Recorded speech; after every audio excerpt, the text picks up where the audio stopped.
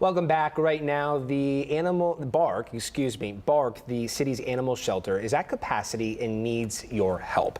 This is not a shelter problem. This is a community problem, and the solution requires all of us to get involved. One local rescued pets movement, is helping as many puppies as possible ahead of what is traditionally known as puppy and kitten season. RPM is one of many rescues that pull from Bark. The hope is to free up spaces for the city to be able to help other animals in need. Kendra Garanovich and Lisa Garrison with RPM are here to talk about what the need is right now and how we all can chip in, making our community a little safer. We're going to get to these two cuties in just a moment, but first I really want to put to rest this issue that's facing our community right now, and that is, we do know our shelters are overwhelmed. This is not a shelter problem. This is a community problem. Talk to us about what that looks like and the need right now.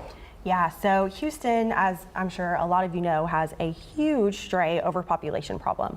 Our weather and our laws just really make for this perfect storm of what we have here in Houston, which is a ton of strays. Our shelters are constantly very overwhelmed. So that's where rescues like us come in. We tag from Houston shelters like Bark, any animal that is in danger of being euthanized.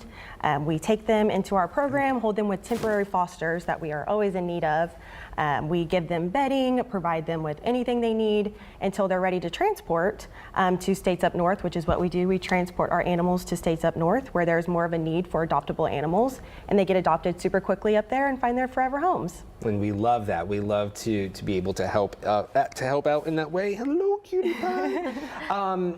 Yeah, and you know, like you were saying, it really does take a community, right? Yeah. It takes everybody to get involved, whether you're a dog person and cat person or not.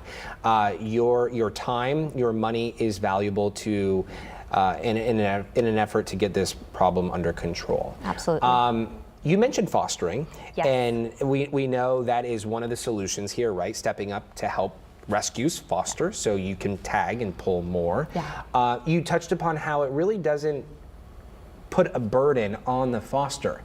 For people who are on the fence about fostering, what would you say to them to get them to foster? I think just try it. You know, with us, it's super easy. It's really short term.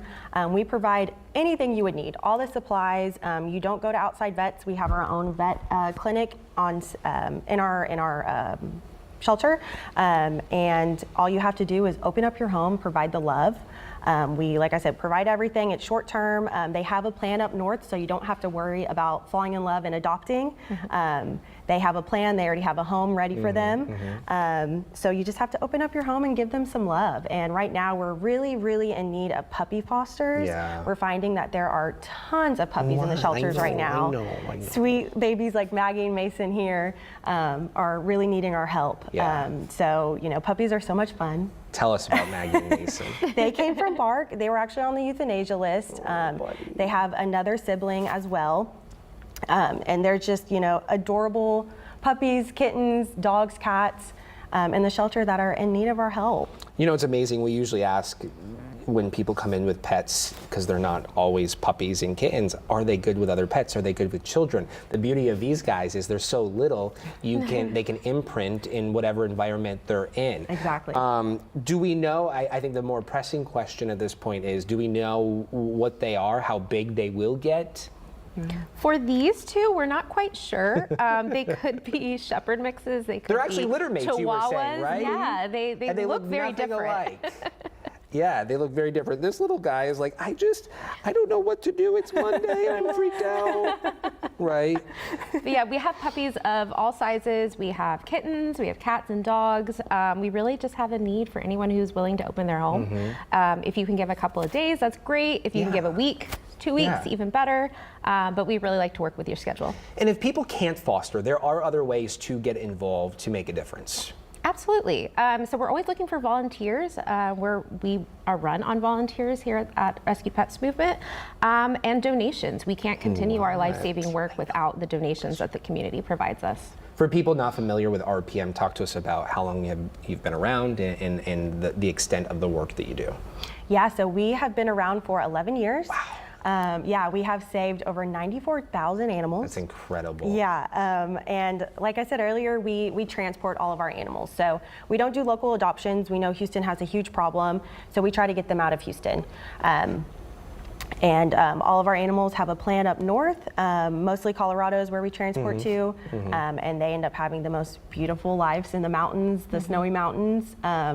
Bigger, better change than Houston down here. Yeah, I think he's now shivering extra hard because you said Colorado. and you mentioned snow, and he's like, do not bring me to the snow, the mountains. No.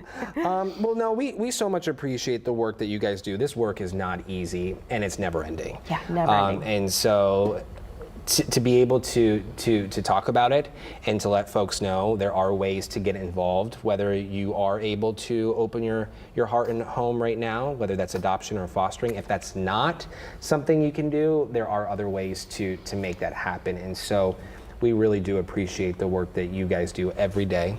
Yeah, Thank you. Thank you. For people who want to get involved with RPM, how can they go about doing so? So you can go to our website. It's rescuedpetsmovement.org. To foster, you'll go to rescuedpetsmovement.org/foster, fill out our foster application. From there, a foster coordinator will reach out to you and give you all the information you need and set you up with your pup or kitten. And then you're on your way. There's also ways to donate on there and volunteer on there as well. So. Okay. Well, we love it. Thank you We both appreciate for y'all. coming in. Maggie's like so quiet over there. Yeah. Mason's like, I just am so cool. I'm just so cool. Thank you.